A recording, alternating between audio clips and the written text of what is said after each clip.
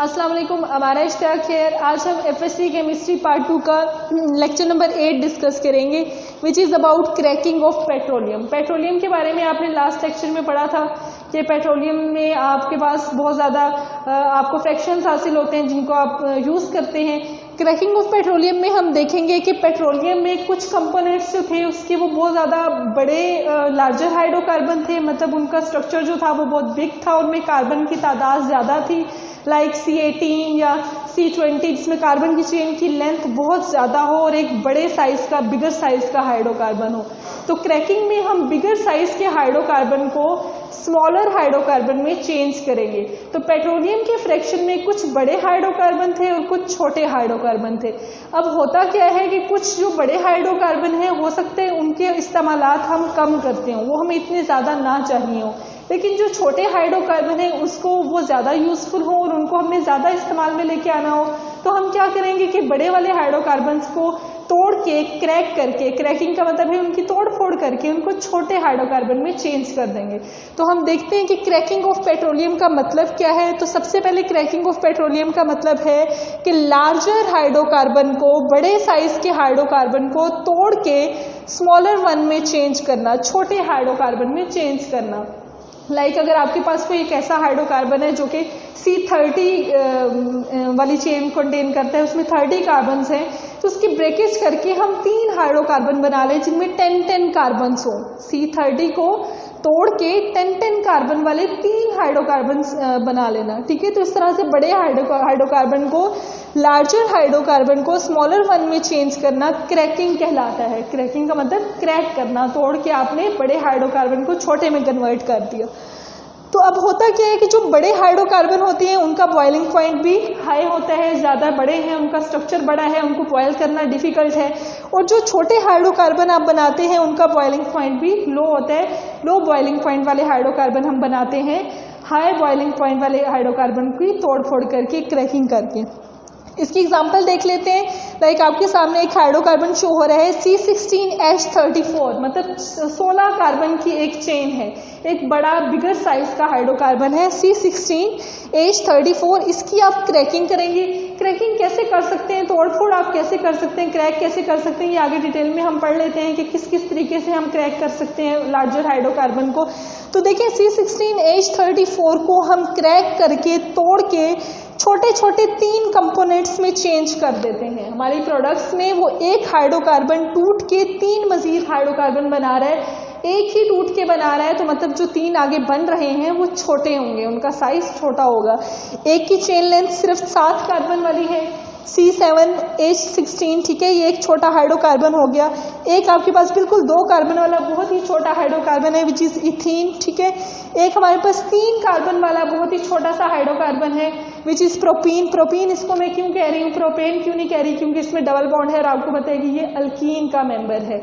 और ये आपके पास इथीन है, ये भी अल्कीन का पहला मेंबर है। तो इथीन, प्रोपीन एंड ये 7 कार्बन वाला एक आपके पास हाइड्रोकार्बन जो है वो प्रोड्यूस हुआ है।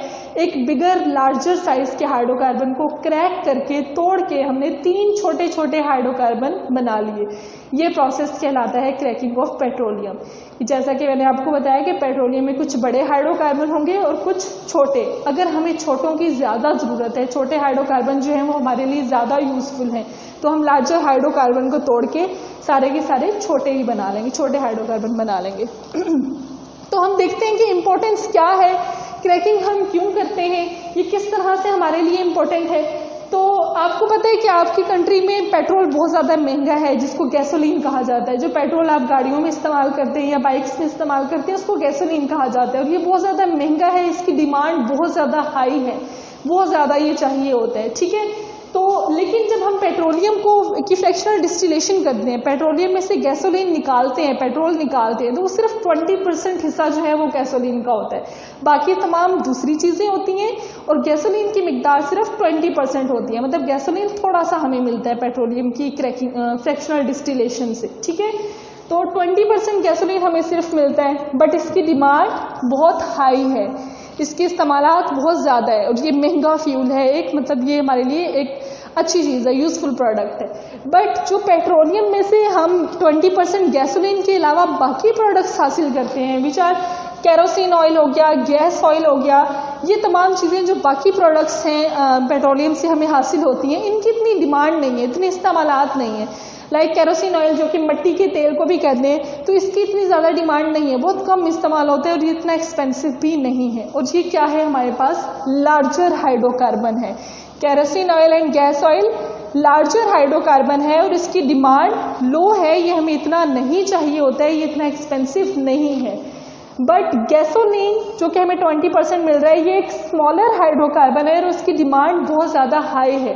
तो इस डाटा से आपके माइंड में कुछ आ रहा होगा कि हम क्या कर सकते हैं। गैसोलीन हमें ज़्यादा चाहिए, स्मॉलर हाइड्रोकार्बन है, और केरोसिन ऑयल जो है उसकी हमें ज़्यादा ज़रूरत नहीं है और ये लार्जर हाइड्रोकार्बन है।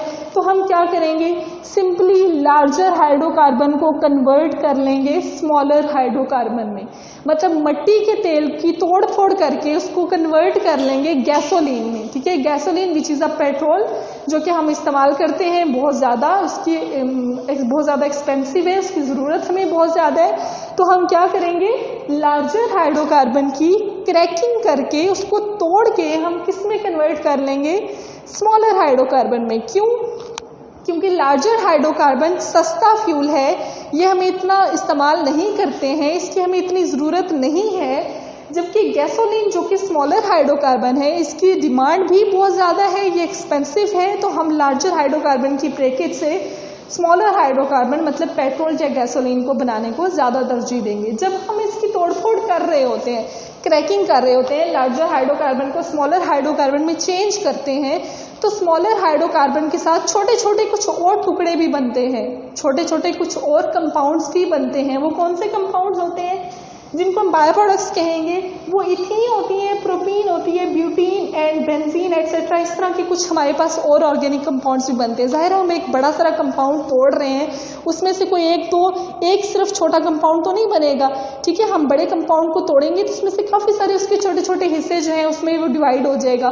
तो उनमें से जो एक हमारी मेन प्रोडक्ट होगी, लाइक अगर हमने केरोसिन ऑयल की ब्रेकेज की है, केरोसिन ऑयल एक लार्ज हाइड्रोकार्बन है, इसको तोड़ा है, इसमें से एक हिस्सा तो गैसोलीन निकल आया, बाकी कुछ हिस्से जो बायो प्रोडक्ट्स हैं, बाकी कंपाउंड है, वो इनमें से कोई भी हो सकता है। That can be ethene, that can be propene और बेंजीन एटसेट्रा। ठीक है, इनके इस्तेमालात क्या है? बायो प्रोडक्ट्स भी हमारे पास ये नहीं होती हैं कि उनका कोई इस्तेमाल नहीं है, उनको भी हम इस्तेमाल कर सकते हैं। उनको कहाँ कहाँ इस्तेमाल कर सकते हैं? ड्रग्स, मेडिसिन वगैरह बनाने के लिए, ठीक है, प्लास्टिक्स वगैरह बनाने के लिए। इथीन जो है वो मोस्टली प्लास्टिक्स बनाने में इस्तेमाल होता है। इथीन का थोड़ा सा डेरिवेटिव बनाते हैं आप, ठीक है, तो वो डेरिवेटिव जो है वो पॉलीमर्स बना के प्लास्टिक्स बनाता है। और इसके अलावा डिटर्जेंट, सर्फ, साबुन वगैरह इनको बनाने के लिए इस्तेमाल किया जाता है। फर्टिलाइजर्स, खादें बनाने के लिए, वीड किलर, जड़ी बूटियों को किल करने के लिए जो स्प्रे या मेडिसिन इस्तेमाल करते हैं, उनको बनाने के लिए ये बाय प्रोडक्ट्स जो हैं ये इस्तेमाल होती हैं। मेन प्रोडक्ट आपके पास कोई एक ख़ास एक्सपेंसिव किस्म की प्रोडक्ट होगी जो स्मॉलर हाइड्रोकार्बन आपने बनाया, और कुछ बाय प्रोडक्ट्स हैं उनको भी आप कहीं ना कहीं इस्तेमाल कर लेते हैं। तो यहाँ पे मैंने आपको इस पूरे पोर्शन में क्या बताया है कि पेट्रोलियम में बहुत सारे ऑर्गेनिक कंपाउंड होते हैं, कुछ साइज़ में बड़े होते हैं, कुछ साइज़ में छोटे होते हैं। कभी कभी ऐसा होता है कि जो हमारे पास छोटे साइज़ के हाइड्रोकार्बन हैं वो ज़्यादा एक्सपेंसिव हैं और उनके यूजेस हमारे पास ज़्यादा हैं। तो हम क्या करते हैं, बड़े वाले को तोड़ के छोटे टुकड़ों में कन्वर्ट कर लेते हैं, छोटे ऑर्गेनिक कंपाउंड या छोटे हाइड्रोकार्बन में चेंज करते हैं और उन स्मॉलर हाइड्रोकार्बन के ज़्यादा यूजेस हैं उनको हम इस्तेमाल कर लेते हैं। तो देखें, टाइप्स ऑफ क्रैकिंग में हम पढ़ेंगे कि हम बिगर हाइड्रोकार्बन को स्मॉलर हाइड्रोकार्बन में चेंज किस किस तरीके से करते हैं, वो कौन कौन सी टाइप्स हैं, वो कौन कौन से तरीके हैं जिनसे हम क्रैकिंग परफॉर्म करते हैं। क्रैकिंग मतलब तोड़ फोड़, बिगर को स्मॉलर में चेंज करना। तो देखें, क्रैकिंग में वैसे बेसिकली होता क्या है कि हम कार्बन और कार्बन का बॉन्ड तोड़ते हैं। लाइक C30 वाला कार्बन है, उसको C10 वाले में चेंज करना है, तो हम बीच में से उनका बॉन्ड तोड़ेंगे। बॉन्ड तोड़ के उस हाइड्रोकार्बन की ब्रेकेज करके, क्रैक करके उसको छोटे हाइड्रोकार्बन में कन्वर्ट करेंगे। तो हम कार्बन और कार्बन का और कार्बन और हाइड्रोजन के बॉन्ड को ब्रेक करते हैं और जो न्यू बॉन्ड बनता है उसमें समटाइम हमारे पास डबल बॉन्ड की भी अपेयर हो जाता है, डबल बॉन्ड की फॉर्मेशन भी होती है। सिंगल बॉन्ड को तोड़ा, कहीं पे हमने हाइड्रोजन को उतारा, हाइड्रोजन उतारने से क्या हो जाता है, कार्बन की वैलेंसी जो है वो सेटिस्फाइड नहीं रहेगी, तो वहाँ पे डबल बॉन्ड भी अपेयर हो जाता है। तो टाइप्स ऑफ क्रैकिंग में सबसे पहली टाइप जो है वो है thermal cracking. Thermal cracking, thermal का मतलब आपको पता होगा, थर्मल का वर्ड जो है वो थर्म से निकला है और थर्म का मतलब होता है हीट, ठीक है। तो थर्मल क्रैकिंग का मतलब है कि हीट प्रोवाइड करके, गर्म करके किसी बिगर हाइड्रोकार्बन को तोड़ के स्मॉलर वन में चेंज करना, ठीक है। तो थर्मल क्रैकिंग में आप हीट के ज़रिए से लार्जर हाइड्रोकार्बन को स्मॉलर हाइड्रोकार्बन में चेंज करते हैं। नेक्स्ट इज कैटालिटिक क्रैकिंग, ठीक है। कैटालिटिक क्रैकिंग के वर्ड से आपको पता चल रहा है कि इसमें हम क्या इस्तेमाल करेंगे, कैटालिस्ट इस्तेमाल करेंगे। लाइक थर्मल क्रैकिंग में आपने हीट इस्तेमाल की थी, कैटालिटिक क्रैकिंग में आप हीट थोड़ी कम इस्तेमाल करेंगे क्योंकि आपने साथ में कैटालिस्ट भी इस्तेमाल कर लिया। कैटालिस्ट क्रैकिंग में हेल्प करेगा और हीट आपको ज़्यादा नहीं देनी पड़ेगी। तो कैटालिटिक क्रैकिंग में आप कैटालिस्ट इस्तेमाल करते हैं। कौन कौन सी कैटालिस्ट हैं जो आप इस्तेमाल करते हैं? दो most important catalyst, silica and alumina. Alumina Al2O3, ठीक है। Alumina aluminium oxide and silicon dioxide मतलब सिलिका, ये दो इंपॉर्टेंट कैटालिस्ट हैं जो कि हम लार्जर हाइड्रोकार्बन को स्मॉलर हाइड्रोकार्बन में चेंज करने के लिए उस रिएक्शन के दौरान इस्तेमाल करते हैं, जिससे हमारा रिएक्शन स्पीड अप होता है और जल्दी से लार्जर हाइड्रोकार्बन की ब्रेकेज होके स्मॉलर में वो कन्वर्ट हो जाता है, ठीक है। Next is steam cracking.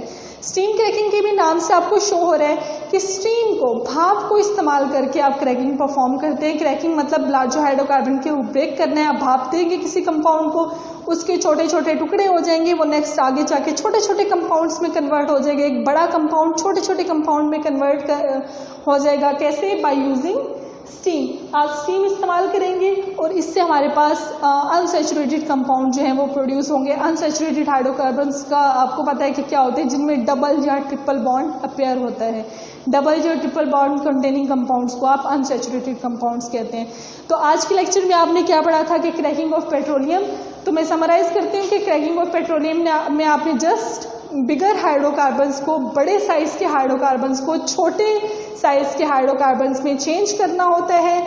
इसकी 3 टाइप्स हैं कि कैसे कैसे चेंज करना होता है। या तो स्टीम दे के आप बड़े हाइड्रोकार्बन को तोड़ के छोटे में कन्वर्ट करेंगे, या फिर कैटलिस्ट इस्तेमाल करके बड़े हाइड्रोकार्बन को छोटे में चेंज करेंगे, या फिर आप क्या करेंगे, थर्मल क्रैकिंग में डायरेक्ट हीट देंगे उस कंपाउंड को और वो टूट के स्मॉलर हाइड्रोकार्बन में चेंज हो जाएगा। और ऐसा क्यों करते हैं हम?